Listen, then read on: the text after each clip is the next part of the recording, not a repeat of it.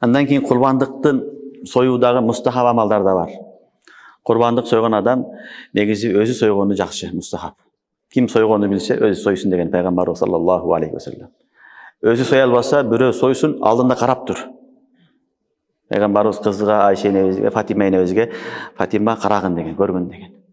Ошон үчүн өзүң сой албасаң, жок дегенде карап турушуң керек.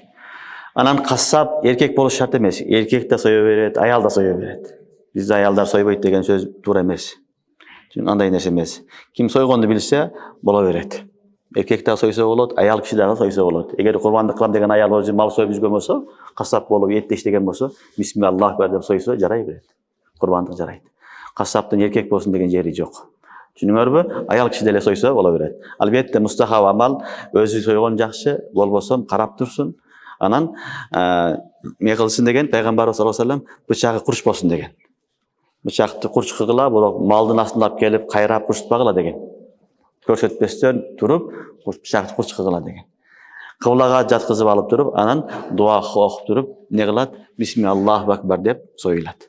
Уламалар мына дуаны окуган афзел дейт. Ал сүннө деген сойгон адамга Бисмиллахир-рахманир-рахим. Инни ваджjahtu ваджхия лиллази фатара-ас-самавати вал-арз ханифа ва ма ана минал мушрикин. Инна салати ва нусуки ва махяя ва мамати лиллахи раббил аламин.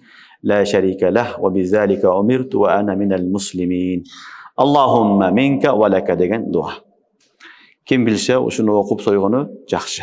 Түшүнүңөрбү? Кийин ушу дуаны окуп аркасынан бисмилла Аллаху акбар деп соёт.